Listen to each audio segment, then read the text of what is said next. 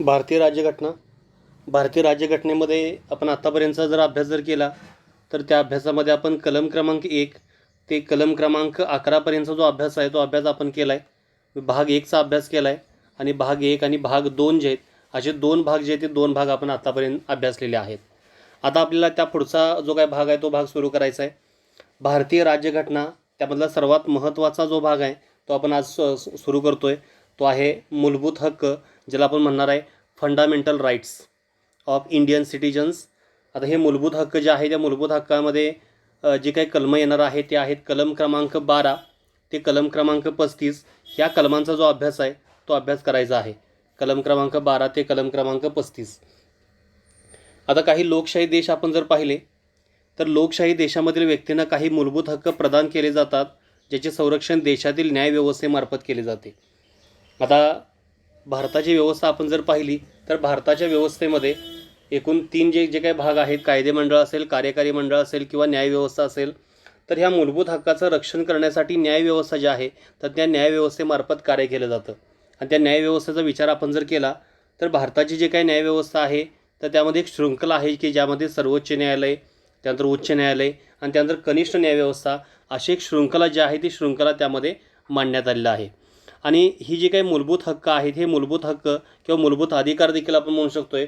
तर हे मूलभूत अधिकार कुठं दिलेले आहेत तर भाग 3मध्ये दिलेत, कलम क्रमांक 12 ते 35.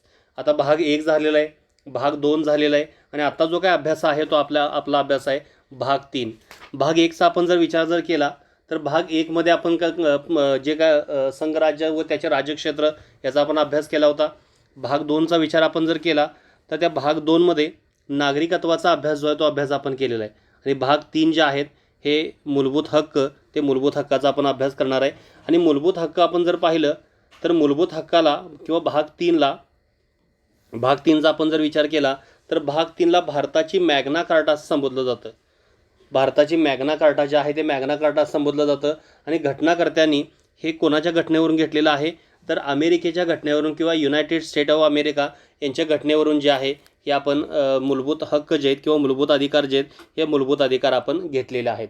थोडक्यामध्ये आपण विचार करत असताना ज्या ठिकाणी लोकशाही आहे, लोकांचे जे काही प्रतिनिधी आहेत ते प्रतिनिधी जे काही पूर्ण राजकीय जो काही कारभार आहे हे कारभार पाहत असतात. भारताची जी काही लोकशाहीची आपण जर संकल्पना जर पाहिली तर भारताची लोकशाहीची संकल्पना कशी आहे तर अप्रत्यक्ष स्वरूपामध्ये आहे. तर भारतातील जे काही लोक आहेत त्या लोकांचे जे प्रतिनिधी आहेत हे प्रतिनिधी प्रत्यक्षामध्ये कारभार पाहत असतात. तर ह्या लोकशाही देशामध्ये व्यक्तींना काही मूलभूत हक्क प्रदान केलेले आहेत की ज्यामध्ये ज्यांचं संरक्षण जे आहे हे देशातील न्यायव्यवस्थेमार्फत केलं जातं. आणि मूलभूत हक्क कुठं दिलेले आहेत तर भाग 3मध्ये कलम क्रमांक 12 ते 35मध्ये दिलेले आहेत. आणि भाग 3ला भारताची मॅग्ना कार्टा संबोधलं जातं. आता मॅग्ना कार्टा म्हणजे काय तर मॅग्ना कार्टा म्हणजे उमरावांच्या दबावामुळे इसवी सन 1215मध्ये इंग्लंडचा राजा जॉन यांनी दिलेली हक्काची सनद आहे. बघा मॅग्ना कार्टा बऱ्याच वेळी त्या मॅग्ना कार्टाचा अर्थ आपल्याला लक्षात येत नाही. तर मॅग्ना कार्टा अशी फक्त अगदी संकल्पना सांगितलेली आपल्याला. मॅग्ना कार्टा म्हणजे काय असेल तर उमरावाच्या दबावामुळे इसवी सन 1215मध्ये इंग्लंडचा राजा जॉन यांनी दिलेली हक्काची सनद ती आहे मॅग्ना कार्टा. आणि हे मूलभूत जे हक्क आहेत हे मूलभूत हक्क आपण कुणाकडून घेतलेले आहेत तर मूलभूत हक्क आपण घेताना USA जी काही घटना आहे तर त्या USA घटनेकडून आपण काय घेतलंय तर मूलभूत हक्क जे आहे ते मूलभूत हक्क आपण घेतलेले आहेत. अमेरिकेची घटना आपण जर पाहिली तर त्या अमेरिकेच्या घटनेमध्ये अजून एक महत्त्वाचा जो काय भाग आहे तो भाग आपण घेतलेला होता न्यायव्यवस्थेचे स्वातंत्र्य, त्याचबरोबर उपराष्ट्रपती पद हे देखील आपण USA जी काही घटना आहे त्या घटनेकडून घेतले. त्याचबरोबर सर्वोच्च न्यायालय व उच्च न्यायालयाच्या न्यायाधीश पदावरून दूर करण्याची पद्धत. पण ह्या सर्वात महत्त्वाचा जो काय भाग आहे ज्याला आपण फिलॉसॉफिकल पार्ट असं म्हणतोय तर तो आपण घेतलेला आहे अमेरिकेकडून. महत्त्वाचा आहे मूलभूत हक्क. तर आपल्याला पाहायचं आहे या मूलभूत हक्काचा अर्थ. देशात जी काही घटना आहे देशाच्या घटनेत समाविष्ट असणाऱ्या हक्कांना मूलभूत हक्क असं संबोधलं जातं. आणि भारताच्या राज्यघटनेतील भाग 3मध्ये मूलभूत हक्काची एक मोठी आणि सर्वसमावेशक यादी देण्यात आली आहे. आणि खरे तर आपल्या घटनेतील मूलभूत हक्क जगातील इतर कोणत्याही घटनेतील हक्कापेक्षा अधिक विस्तृत आहेत. म्हणजे ह्या मूलभूत हक्कामध्ये प्रत्येक जी काही कलम आहेत ही कलम विस्तृतपणे सांगितलेले आहेत. आणि ही विस्तृतपणे सांगत असताना त्या कलमाची ज्या काही मर्यादा आहेत त्या मर्यादा देखील दिलेल्या आहेत. आणि इतर सर्व देशांचा आपण जर विचार जर केला तर त्या इतर देशांच्या तुलनेमध्ये भारताची जी काही घटना आहे त्या भारताच्या घटनेमध्ये मूलभूत हक्क जे आहेत ते अधिक विस्तृतपणे किंवा सर्वसमावेशक स्वरूपामध्ये सांगितलेले आहेत. आणि ते कशामध्ये सांगितले आहेत? कलम 12 जे आहे ते कलम 12 ते कलम 35 मध्ये सांगितलं. आणि प्रत्यक्षामध्ये आपण जर विचार जर केलं तर कलम 14 ते 32 पर्यंतच हे मूलभूत हक्क आहेत. पण एकूण सुरुवातीला राजसंस्थेची व्याख्या असेल किंवा इतर ज्या काही तरतुदी आहेत या तरतुदी दिले, त्यामुळे आपण म्हणत असताना काय म्हणू शकतोय तर मूलभूत हक्क जे आहेत हे मूलभूत हक्क भाग 3 मध्ये कलम 12 ते कलम 35च्या दरम्यान दिलेले आहेत. आता ह्या मूलभूत हक्काचा अर्थ आपल्याला पाहायचा आहे. आता मूलभूत हक्क कुठे दिलेले आहेत? ते राज्यघटनेमध्ये समाविष्ट केलेले आहेत आणि राज्यघटना देशाचा मूलभूत कायदा आहे. हे जे मूलभूत हक्क आहेत हे मूलभूत हक्क कुठं दिले आहेत आपल्याला? तर हे मूलभूत हक्क देत असताना जी भारतीय राज्यघटना आहे तर त्या भारतीय राज्यघटनेमध्ये ह्या मूलभूत हक्कांचा समावेश केलेला आहे. आणि राज्यघटना आपण जर पाहिलं तर राज्यघटना ही काय आहे? एक मूलभूत कायदा जो आहे हा कायदा आपण म्हणू शकतोय. त्यानंतर हक्क हे न्यायप्रविष्ट आहेत, त्यांचे उल्लंघन केल्यास न्यायालयामार्फत ते पुन्हा प्राप्त करून घेतात. आता हे हे हे जे काही मूलभूत हक्क असतील किंवा अधिकार जे आहेत हे न्यायप्रविष्ट आहेत व त्याचे उल्लंघन झाल्यास न्यायालयामार्फत हे पुन्हा प्राप्त करून घेता येतात. सर्वोच्च न्यायालय असेल किंवा उच्च न्यायालय असेल यांच्याकडून ते मूलभूत हक्क जे आहेत हे आपण काय करू शकतोय तर पुन्हा प्राप्त करून घेऊ शकतोय. त्याचबरोबर तिसरा भाग सांगत असताना हे अधिकार सर्व प्रकारच्या सार्वजनिक प्राधिकाऱ्यावर जे काही बंधनं आहेत ही बंधनं घालण्याचं काम करतात. म्हणजे सर्व प्रकारचे सार्वजनिक प्राधिकाऱ्यावर बंधनकारक असतात. तसेच काही अधिकार हे खाजगी व्यक्तीविरुद्धही आहेत. म्हणजे दोन्ही प्रकारचा आपण विचार करू शकतोय. तर हे मूलभूत जे हक्क आहेत किंवा मूलभूत अधिकार जे आहेत हे मूलभूत अधिकार काय करतात तर सर्व प्रकारचे जे सार्वजनिक प्राधिकरण आहेत किंवा सार्वजनिक प्राधिकारी आहेत तर त्या सार्वजनिक प्राधिकाऱ्यावर बंधन घालतात. आणि काही जे काही अधिकार आहेत हे काही अधिकार जे आहेत हे खाजगी व्यक्तीविरुद्धही उपलब्ध आहेत. आपण जर कलम आपण बघत असताना स्वातंत्र्याचा हक्क असेल किंवा अस्पृश्यता निवारणाचा जो काही अधिकार असेल, कलम क्रमांक 17 आपण जर पाहिलं तर अस्पृश्यता नष्ट करणे, तर हे जे काही कलम आहे हे खाजगी व्यक्तींच्या विरोधात देखील वापरता येतं. पण बाकीची जी काही सर्व जे काही कलमं आहेत ही कलमं ही सार्वजनिक जे काही प्राधिकार आहे त्या प्राधिकाऱ्यावर ही बंधनकारक असतात आणि त्यांच्यावर मर्यादा आणण्याचं जे काही काम आहे हे काम हे करत असतात. तर आपण अर्थ पाहत असताना 3 गोष्टी यामध्ये महत्त्वाच्या लक्षात घ्या. एक म्हणजे काय की मूलभूत हक्क जे आहे ते भारताच्या राज्यघटनेमध्ये याचा समावेश जो आहे तो करून घेतलेला आहे. आणि त्या राज्यघटनेमध्ये समाविष्ट केल्यामुळं देशाचा एक मूलभूत कायदा जो आहे हा मूलभूत कायदा म्हणजे काय? राज्यघटना आहे. आणि त्यामध्ये मूलभूत हक्काचा समावेश केल्यामुळं ते मूलभूत हक्काचं स्वातंत्र्य जे आहे हे प्रत्येक नागरिकाला आहे. दुसरा आपण विचार करताना हे मूलभूत हक्क कसे आहेत तर न्यायप्रविष्ट आहेत. म्हणजे जर मूलभूत हक्काचं उल्लंघन जर झालं असेल तर त्याच्या विरोधामध्ये न्यायालयामध्ये दाद मागता येते. आणि मूलभूत हक्काचा जो संरक्षणकर्ता आहे ज्याला आपण सर्वोच्च न्यायालय असं म्हणतोय, सर्वोच्च न्यायालय किंवा उच्च न्यायालयाच्या मार्फत हे मूलभूत हक्क पुन्हा प्राप्त करून घेता येतात. म्हणजे हे मूलभूत हक्क कसे आहेत? न्यायप्रविष्ट आहेत. आपण इतर भाग आपण जर पाहिला मूलभूत कर्तव्य असतील किंवा DPSP असेल तर हे न्यायप्रविष्ट नाहीत. पण मूलभूत हक्क जे आहेत हे कसे आहेत तर न्यायप्रविष्ट आहेत. आणि हे जे काय अधिकार असतील किंवा हे जे काय हक्क आहेत हे सार्वजनिक प्राधिकाऱ्यावर बंधनकारक असतात. तसेच काही खाजगी व्यक्तींवरही ते प्राप्त करून घेता येतात. आता मूलभूत हक्काचं महत्त्व आपल्याला पाहायचं आहे. आता आपण पाहत असताना मूलभूत हक्काचा अर्थ आपण पाहिला की ज्यामध्ये भारतीय राज्यघटनेमध्ये समावेश असेल, ते न्यायप्रविष्ट आहेत आणि ते कुणाविरोधात आहेत तर सार्वजनिक प्राधिकारी आणि खाजगी विरोधातही ते आहेत. आता मूलभूत हक्काचं महत्त्व आपण बघत असताना त्यातला पहिला जो काय आहे त्यामध्ये मूलभूत स्वातंत्र्याचा समावेश आहे. मी राज्यघटना हा देशाचा मूलभूत कायदा असल्याने व अशा मूलभूत कायद्याने काही हक्कांना संरक्षण व हमी दिली असल्याने त्यांना मूलभूत हक्क म्हणलेला आहे. म्हणजे व्यक्तीचा सर्वकष विकास त्यामध्ये भौतिक, बौद्धिक, नैतिक आणि आध्यात्मिक होण्यासाठी ते आवश्यक असल्यानेही त्यांना मूलभूत हक्क म्हटलेले आहे. ह्यामध्ये आपण बघत असताना पहिला जो काय आहे म्हणजे मूलभूत स्वातंत्र्य त्यामध्ये दिलेले आहेत. आणि हे हक्क जे आहेत हे सर्व नागरिकांना संपूर्ण शारीरिक, मानसिक, नैतिक व आध्यात्मिक विकास सुनिश्चित करतात. आणि त्यामध्ये अशा मूलभूत स्वातंत्र्याचा समावेश असतो की ज्यामुळे जीवन जगण्यायोग्य बनते. आता स्वातंत्र्य आपण जर पाहिले तर स्वातंत्र्याचा जो काय अधिकार आहे ते कलम क्रमांक आपण 19 जर पाहिलं तर कलम क्रमांक 19 मध्ये स्वातंत्र्य दिलेले आहेत. आणि ते स्वातंत्र्य देताना किती प्रकारे स्वातंत्र्य दिलेले आहेत तर 6 प्रकारची जी काही स्वातंत्र्य आहेत ही स्वातंत्र्य ह्यामध्ये दिलेली आहेत. की ज्यामध्ये भाषण स्वातंत्र्य असेल किंवा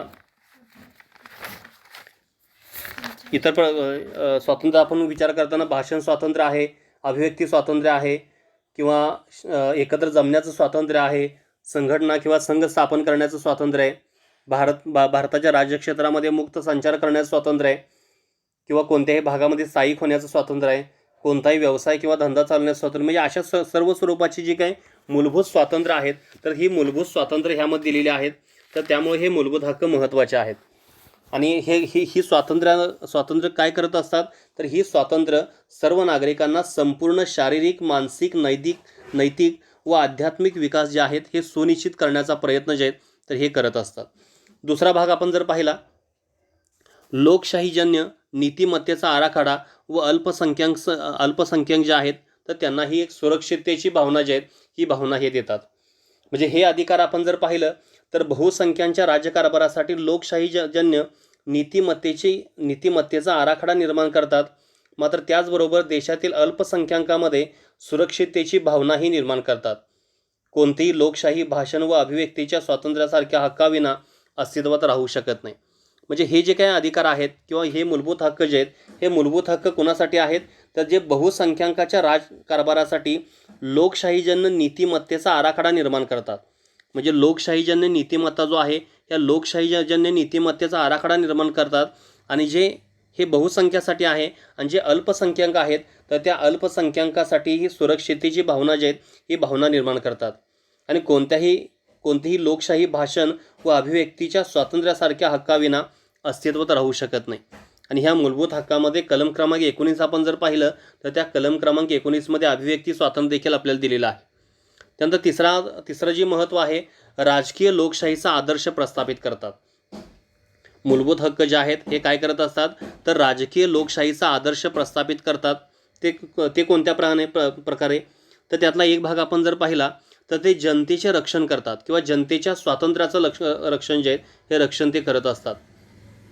ते देशात एकाधिकारशाही व जुलमी सत्ता प्रस्थापित होण्यास प्रतिबंध करून राज्यसंस्थेच्या आक्रमणापासून जनतेच्या स्वातंत्र्याचे संरक्षण करतात. आपण जर पाहिलं मूलभूत हक्क दिलेले आहेत आणि मूलभूत हक्क देत असताना राजसंस्थेनं काही निर्णय घेतला आणि त्या निर्णयानुसार जे काही मूलभूत हक्क असतील किंवा अधिकार असतील त्या अधिकारावर जर गदा निर्माण होत असेल किंवा त्या अधिकाराचं उल्लंघन जर होत असेल तर त्या विरोधामध्ये त्यांच्यावर पर्याप्त बंधनं घालण्याचं जे काही काम आहे, राजसंस्थेवर बंधन घालण्याचं जे काही काम आहे तर हे काम हे मूलभूत हक्क करत असतात किंवा ही भारतीय जी काही घटना आहे ही घटना ते करत असते. तर त्यामुळं ही जी काही राजकीय लोकशाहीचा आदर्श आपण पाहत असताना एक चांगल्या स्वरूपाची जी काही लोकशाही जी आहे ही लोकशाही निर्माण करण्याचा प्रयत्न जो आहे हे प्रयत्न करतात. आणि जी जुलमी सत्ता आहे किंवा एकाधिकारशाही आहे किंवा हुकुमशाही जी आहे तर ही हुकुमशाहीच प्रतिबंध घालण्याचं जे काही काम आहे हे काम करतात. आणि त्याचबरोबर जनतेच्या स्वातंत्र्याचं संरक्षण करण्याचं काम देखील हे मूलभूत हक्क करतात. दुसरा आपण जर भाग पाहिला तर ते कार्यकारी मंडळाच्या जुलमी कृतीवर आणि कायदेमंडळाच्या असंगत कायद्यावर मर्यादा घालण्याचे कार्य करतात. आता जे मूलभूत हक्क आहेत तर हे मूलभूत हक्क काय करणार आहेत तर ते कार्यकारी मंडळ जे आहे, आता कार्यकारी आपण जर मंडळ जर पाहिलं तर संघ शासन व्यवस्था आपण जर पाहिली तर त्यामध्ये राष्ट्रपती असतील, उपराष्ट्रपती, पंतप्रधान, मंत्रिमंडळ, महान्यायवादी यांचा जो काही समावेश आहे तो कार्यकारी मंडळावर आहे. आणि त्याचबरोबर कायदेमंडळ आपण जर पाहिलं तर त्यामध्ये राज्यसभा असेल, लोकसभा असेल आणि राष्ट्रपती असेल. तर हे जे कार्यकारी मंडळाच्या ज्या जुलमी कृती आहेत किंवा असंगत स्वरूपाचे कायदेमंडळाची जे काही कायदेमंडळाने निर्माण केलेली जे काही कायदे तर ह्या कायद्यावर बंधनं घालण्याचं काम करतात. समजा कायदेमंडळामध्ये लोकसभेमध्ये एखादा कायदा जो आहे हा कायदा त्यामध्ये निर्माण करण्यात आला आणि हा असा कायदा निर्माण करण्यात आला आहे की जे भारतीय नागरिक आहेत तर ह्या भारतीय नागरिकाच्या स्वातंत्र्यावर बंधनं घालण्याचं काम जे आहे हे काम करणारा एखादा कायदा जो आहे हा कायदा त्यामध्ये निर्माण केला आहे. तर अशा कायद्याविरोधामध्ये न्यायालयामध्ये जाऊन तो रद्द करण्याचा अधिकार देखील ह्या मूलभूत जे काही कायदा आहे त्या कायद्यामध्ये दिलेला आहे. म्हणजे मूलभूत हक्कामध्ये आपल्याला हे सांगितलेलं आहे. तर त्यामुळं एकाधिकारशाही असेल, जुलमी सत्ता असेल, त्याचबरोबर ज्या अयोग्य स्वरूपाच्या कृती आहेत, अयोग्य स्वरूपाचे कायदे आहेत तर या कायद्यापासून रक्षण करण्यासाठी देखील जे मूलभूत हक्क जे आहेत हे मूलभूत हक्क काम करतात. म्हणजे असंगत कायद्यावर मर्यादा घालण्याचं काम जे आहे ते काम ते करत असतात. आणि थोडक्यामध्ये आपण जर पाहिलं तर हे मूलभूत हक्क जे आहेत हे माणसाचं नव्हे तर कायद्याचे शासन जे आहेत हे कायदे शासन निर्माण करतात. म्हणजे मूलभूत हक्काचा विचार आपण जर केला तर ते माणसाचे नव्हे तर कायद्याचे शासन जे हे प्रस्थापित करण्याचा प्रयत्न करतात. म्हणजे असे तीन महत्त्व जे ते आपण पाहिलेत. एक म्हणजे काय तर पहिला भाग आपण पाहत असताना सर्व नागरिकांना संपूर्ण शारीरिक, मानसिक, नैतिक व आध्यात्मिक विकास सुनिश्चित करून त्यामध्ये मूलभूत स्वातंत्र्याचा समावेश करण्यात आलेला आहे. त्याचबरोबर दुसरा आपण भाग जर पाहिला तर बहुसंख्याकासाठी लोकशाहीजन्य नीतिमत्ता म्हणजे अल्पसंख्याक आहेत त्यांच्यासाठी देखील सुरक्षितेची भावना ही निर्माण करतात. आणि तिसरा म्हणजे राजकीय लोकशाहीचा आदर्श प्रस्थापित करतात. आणि ही राजकीय लोकशाही म्हणजे काय असेल की ज्यामध्ये हुकुमशाही असेल, जुलमी सत्ता असेल, एकाधिकारशाही असेल तर ह्यांच्यावर पर्याप्त किंवा प्रतिबंध घालण्याचं जे काही काम आहे हे काम हे करत असतात. आणि राजसंस्थेच्या आक्रमणापासून जनतेच्या स्वातंत्र्याचे रक्षण करतात. आणि जे कायदेमंडळ असेल किंवा कार्यकारी मंडळ असेल यांच्या अयोग्य स्वरूपाच्या ज्या कृती असतील किंवा चुकीचे कायदे असतील तर अशा कायद्यावर देखील मर्यादा घालण्याचं जे काही काम आहे हे काम देखील मूलभूत हक्क जे ते मूलभूत हक्क करत असतात. म्हणजे आपण बघत असताना दोन भाग आपण पाहिले. मूलभूत हक्क अर्थ आपण पाहिलेला आहे आणि दुसरा म्हणजे काय की मूलभूत हक्काचे महत्त्व आपण पाहिलेलं आहे. आता तिसरा घटक आपल्याला पाहायचा आहे महत्त्वाचा, मूलभूत हक्काची वैशिष्ट्ये. मूलभूत हक्क जे आहेत तर त्या मूलभूत हक्काची वैशिष्ट्य आपल्याला पाहिजे. तर त्यामधला एक आहे, पहिलं वैशिष्ट्य आहे घटनेचा अविभाज्य भाग. मूलभूत हक्क आपण जर पाहिलं तर मूलभूत हक्क हा घटनेचा अविभाज्य भाग आहे. जी मूळ घटना आहे त्या मूळ घटनेमध्ये मूलभूत हक्काचा समावेश आहे. आपण जर पाहिलं मूलभूत कर्तव्याचा विचार आपण जर केला तर मूलभूत कर्तव्य जे आहे हे आपण नंतर घटनेमध्ये ॲड केलेले आहेत 51A मध्ये. पण मूलभूत हक्क आपण जर पाहिलं तर मूलभूत हक्क हे घटनेचा अविभाज्य भाग आहे आणि ते साधारण कायद्याद्वारे बदलता किंवा रद्द करता येत नाही. आणि त्या मूलभूत हक्कामध्ये जर काही जर बदल जर करायचा असेल तर तो बदल करत असताना विशेष जे काही बहुमत आहे तर त्या विशेष बहुमताची आवश्यकता असते. साधारण कायद्याद्वारे त्यामध्ये कुठल्याही प्रकारचा बदल करता येत नाही. पण समजा एखादा बदल जर केला असेल आणि तो चुकीचा जर बदल असेल किंवा अयोग्य कृती जर झाली असेल किंवा हक्काचं उल्लंघन जर होत असेल तर अशा विरोधामध्ये सर्वोच्च न्यायालय किंवा उच्च न्यायालयाकडे दाद मागता येऊ शकते.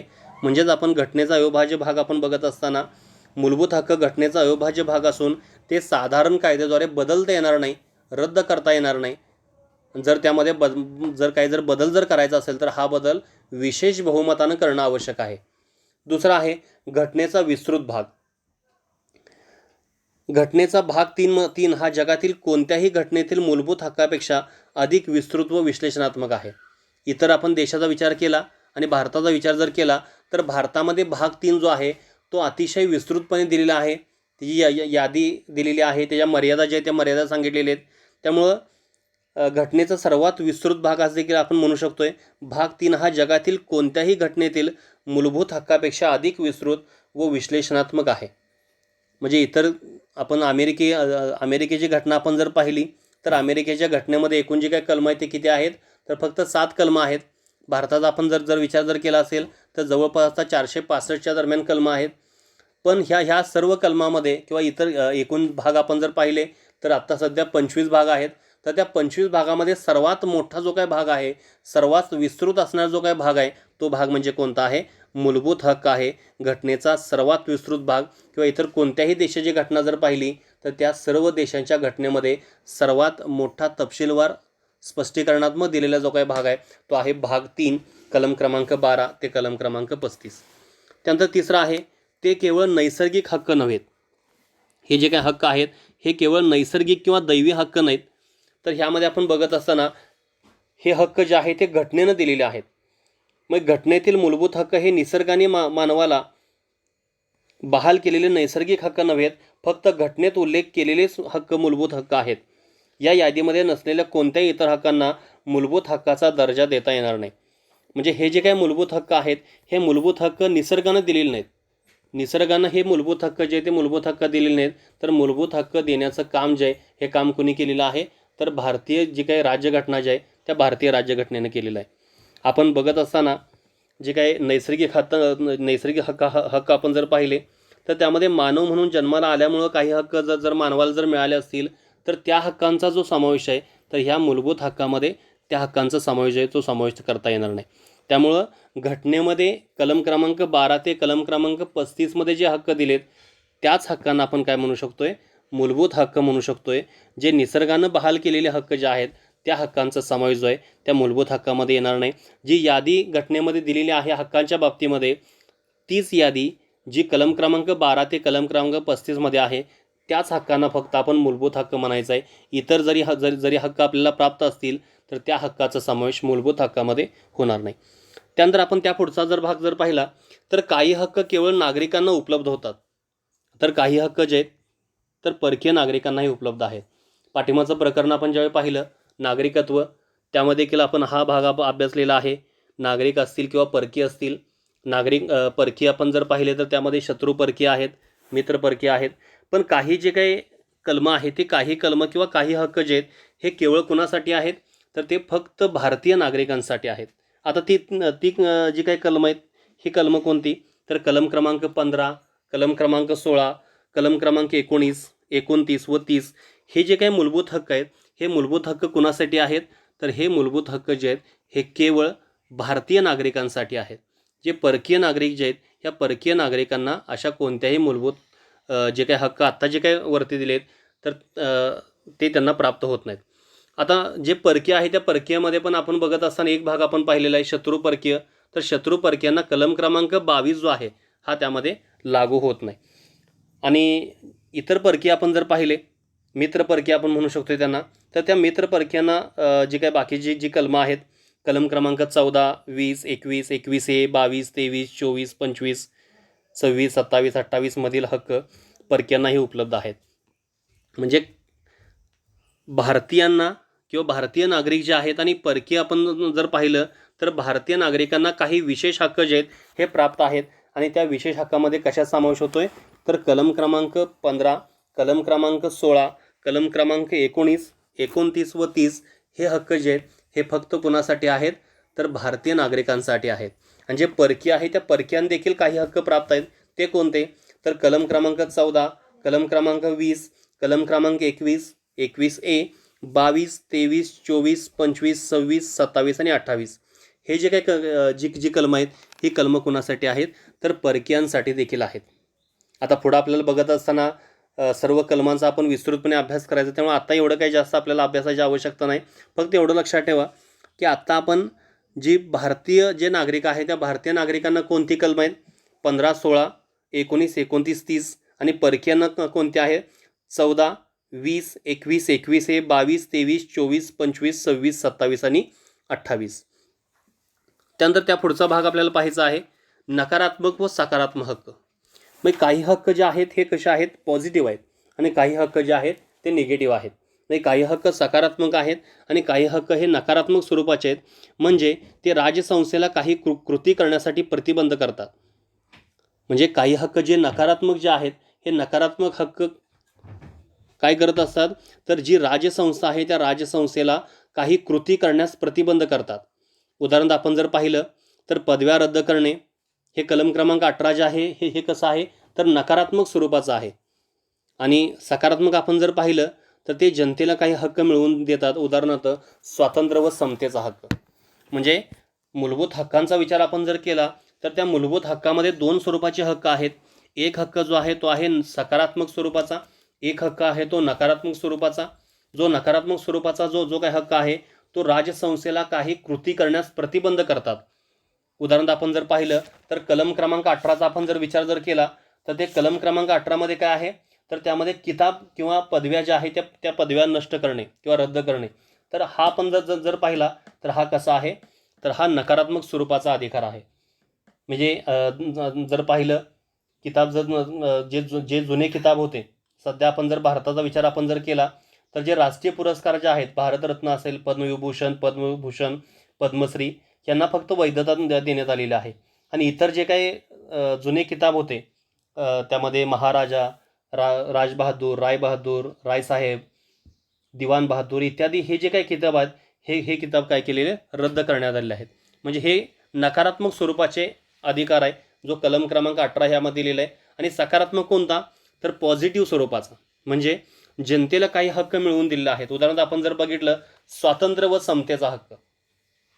स्वातंत्र्याचा हक्क आपण बघत असताना कलम क्रमांक 19 मध्ये दिलेले स्वातंत्र्याचा हक्क म्हणजे त्यामध्ये भाषण स्वातंत्र्य किंवा इतर स्वरूपाचे स्वातंत्र्य दिलेत, अभिव्यक्ती स्वातंत्र्य दिले, एकत्र जमण्याचं स्वातंत्र्य दिले, मुक्त संचाराचं जे काही स्वातंत्र्य आहे ते त्यामध्ये दिलेलं आहे, वास्तव्याचं स्वातंत्र्य दिलेलं आहे, व्यवसायाचं स्वातंत्र्य त्यांना दिलेलं आहे. म्हणजे अशा स्वरूपाचे जे काही स्वातंत्र्य आहे ते स्वातंत्र्य त्यामध्ये दिलेले आहेत.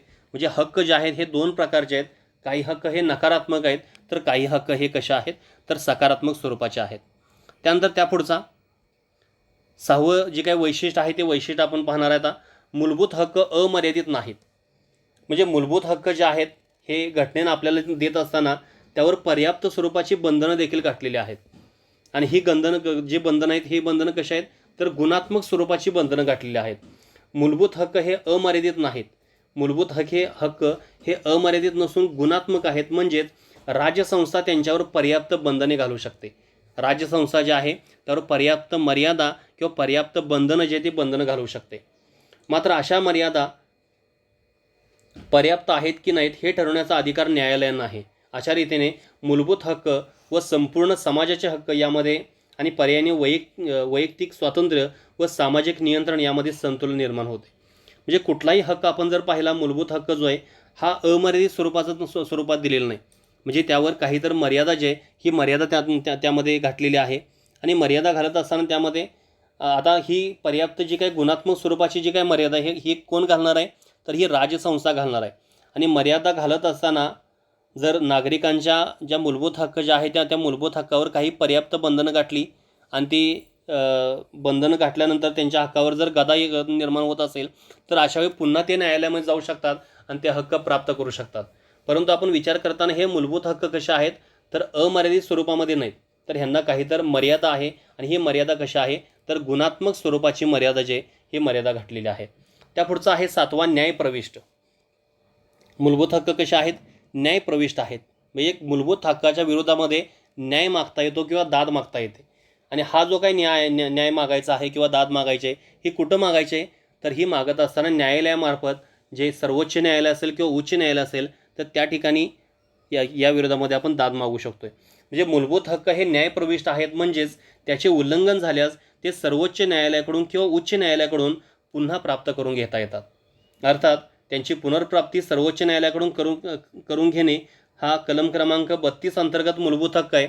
तर त्याची पुनर्प्राप्ती कलम 226 अंतर्गत उच्च न्यायालयाकडून करून घेणे हा मात्र मूलभूत हक्क नाही. म्हणजे आपण विचार करत असताना जे न्यायप्रविष्ट आहे तर हे जे काही मूलभूत हक्क आहेत तर त्या मूलभूत हक्कात समजा उल्लंघन जर झालं असेल तर त्या उल्लंघन झाल्यानंतर ह्याच्या विरोधामध्ये दाद मागता येते आणि ते मूलभूत हक्क जे आहेत हे पुनर्प्राप्त करून घेता येतात. आणि हे पुनर्प्राप्त कोणाकडून करून घेता येणार आहे तर त्यामध्ये सर्वोच्च न्यायालय असेल किंवा उच्च न्यायालय असेल. सर्वोच्च न्यायालय जर दाद जर मागायची असेल तर त्यासाठी आहे कलम क्रमांक 32. कलम क्रमांक 32 अंतर्गत आपण काय करू शकतोय तर मूलभूत हक्क जे हे पुनर्प्राप्त करू शकतोय. पण जर तुम्हाला उच्च न्यायालयाकडे जर दाद जर मागायची असेल तर त्यासाठी आहे कलम क्रमांक 226. पण कलम क्रमांक 226चा जो काही समावेश जो आहे हा मूलभूत हक्कामध्ये होत नाही. कलम क्रमांक 32 जे आहे ते मूलभूत हक्क आहे, कारण कलम क्रमांक 12 ते 35 मध्ये तो भाग येणार आहे. तर त्यामुळं हे मूलभूत हक्क हे न्यायप्रविष्ट आहेत. न्यायालयाकडून दाद मागता येते जर त्या मूलभूत हक्काचं जर उल्लंघन जर झालं असेल तर. पण ही पुनर्प्राप्ती करून घेत असताना जर सर्वोच्च न्यायालयाकडून ही जर पुनर्प्राप्ती करून जर घ्यायची असतील तर तो मूलभूत हक्काचाच एक भाग आहे, कारण त्यासाठी कलम क्रमांक 32 आहे. पण जर उच्च न्यायालयाकडून जर दाद मागितली असेल तर अशावेळी कलम क्रमांक 226 आहे. तर तो 226 जो आहे हा मूलभूत हक्काच्या अंतर्गत येणार नाही. 32 जे आहे हे मूलभूत हक्काच्या संदर्भात येणार आहे. पुढं त्यानंतर त्या पुढचा जो काही भाग आहे 8वा, राज्यसंस्थेच्या असंगत कृतीविरुद्ध आहेत. हे राज्यसंस्था ज्या आहे त्या राज्यसंस्थेवर काही पर्याप्त बंधनं घालण्यासाठी हे मूलभूत हक्क जे ते निर्माण केलेले आहेत. घटनेच्या भाग 3 मध्ये हे मूलभूत हक्क निर्माण करण्याचा एक असा देखील उद्देश आहे की राज्यसंस्थेवर काहीतरी पर्याप्त बंधनं घालावीत किंवा त्यांच्या असंगत ज्या काही कृती आहेत तर त्या असंगत कृतीविरुद्धामध्ये हा जो काही हक्क आहे हा हक्क प्राप्त झालेला आहे. म्हणजे बहुतेक हक्क राज्यसंस्थेच्या असंगत कृतीच्या विरुद्ध उपलब्ध आहेत, मात्र थोडे हक्क खाजगी व्यक्तीविरुद्धही उपलब्ध आहेत. उदाहरणार्थ आपण जर पाहिलं कलम क्रमांक 17 अस्पृश्यता बंदी, जे हक्क केवळ राजसंस्थेच्या असंगत कृतीच्या विरुद्ध उपलब्ध आहेत त्यांचे उल्लंघन खाजगी व्यक्तीमार्फत झाले तर त्याविरुद्ध घटनात्मक उपाययोजना उपलब्ध नाही, केवळ साधारण कायदेशीर उपाययोजना आहे. म्हणजे हे जे काही मूलभूत हक्क आहेत हे मूलभूत हक्क कशासाठी आहेत तर राजसंस्थेच्या विरोधामध्ये आहेत किंवा राजसंस्थेवर पर्याप्त बंधनं घालण्यासाठी हे मूलभूत हक्क प्राप्त करून दिलेत. काही हक्क आपण मगाशी देखील आपण पाहिलेला आहे, तर हे मूलभूत हक्क सार्वजनिक प्राधिकाऱ्यावर बंधनकारक असतात आणि काही मूलभूत हक्क असे आहेत की जे व्यक्तींच्यावर देखील पर्याप्त स्वरूपाची बंधनं घालण्याचं काम करतात. म्हणजे आपण म्हणत असताना राजसंस्थेच्या ज्या चुकीच्या ज्या कृत्या आहेत तर त्या चुकीच्या कृतीवर मर्यादा घालण्याचं जे काही काम आहे हे काम हे मूलभूत हक्क करतात. म्हणजे प्रत्येक वेळी राजसंस्थेवरच मर्यादा घालतात असं नाही, तर काही हक्क असे देखील आहेत की जे व्यक्तीवर मर्यादा घालतात, व्यक्तीवर बंधनं जे आहेत तर ते बंधनं घालण्याचं काम जे आहे ते काम त्यामध्ये करत असतात. तर त्यानंतर त्या पुढचा भाग आहे 9वा, मूलभूत हक्कामध्ये दुरुस्ती. आता मूलभूत हक्कामध्ये दुरुस्ती करता येते का तर मूलभूत हक्कामध्ये दुरुस्ती करता येते आणि ही दुरुस्ती करण्याचा अधिकार कुणाला प्राप्त झालेला आहे तर हा जो काही अधिकार आहे हा कुणाला दिलेला आहे, संसदेला दिलेला आहे. संसद आपण जर पाहिलं, लोकसभा असेल किंवा राज्यसभा असेल तर त्यामध्ये मूलभूत हक्कामध्ये दुरुस्ती करण्याचा अधिकार जो आहे हा प्राप्त आहे, पण ती घटना दुरुस्ती कायद्यानंच जी काही दुरुस्ती आहे ती दुरुस्ती करता येते.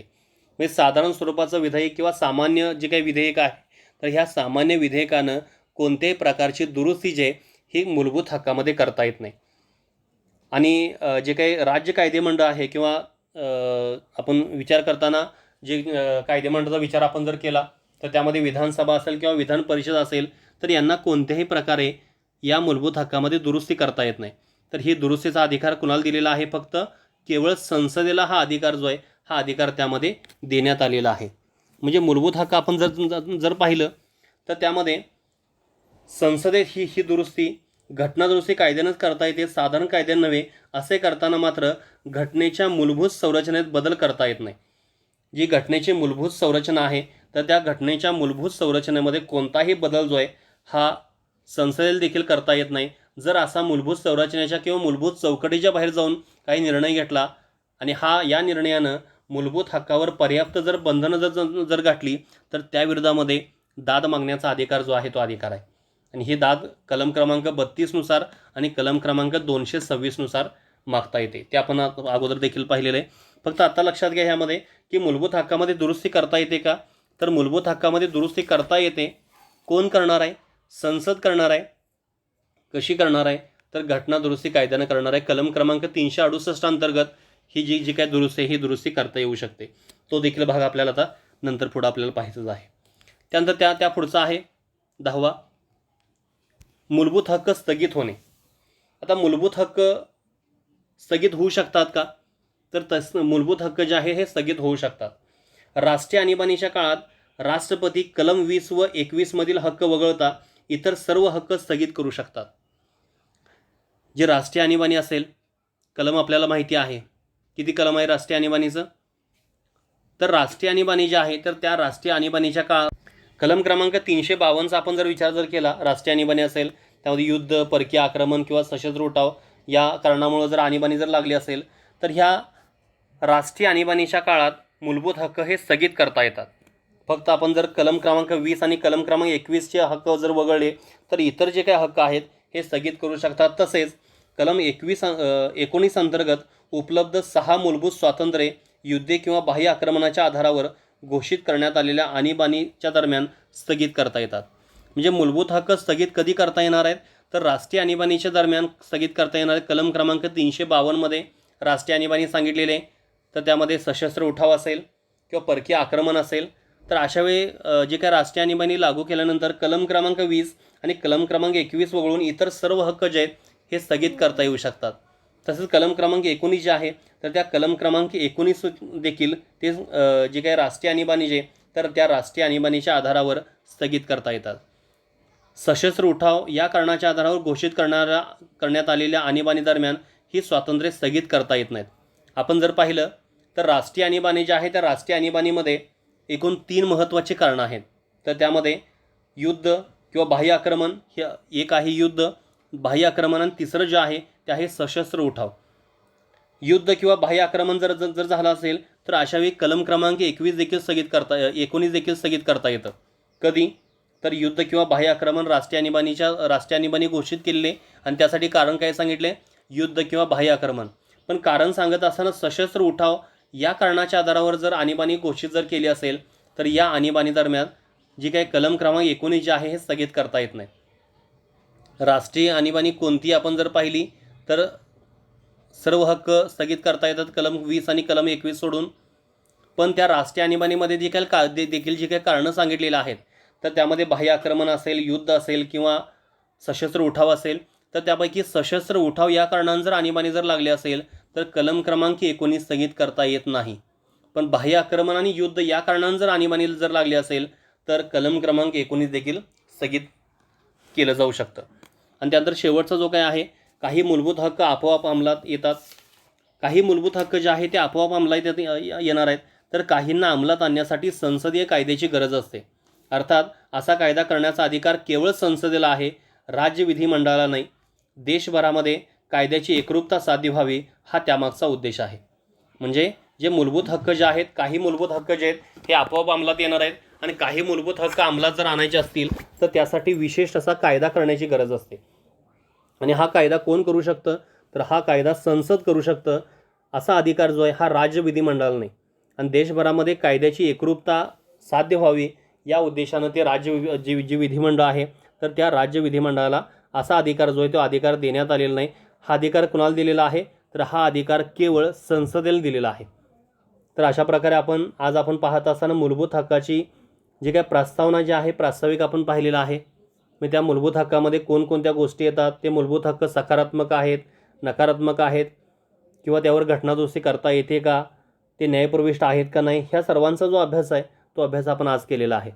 त्या पुढचा जो काय भाग आहे की प्रत्यक्षामध्ये जी कलमं आहेत तर त्या कलमांचा जो अभ्यास आहे तो अभ्यास आपल्याला पुढच्या तासाला करणार आहे. भाग 3 मधील कलम क्रमांक 12 ते कलम क्रमांक 35चा जो अभ्यास आहे तो अभ्यास आपण पुढचा जो तास आहे त्या पुढच्या तासाला करणार आहे. Okay, thank you.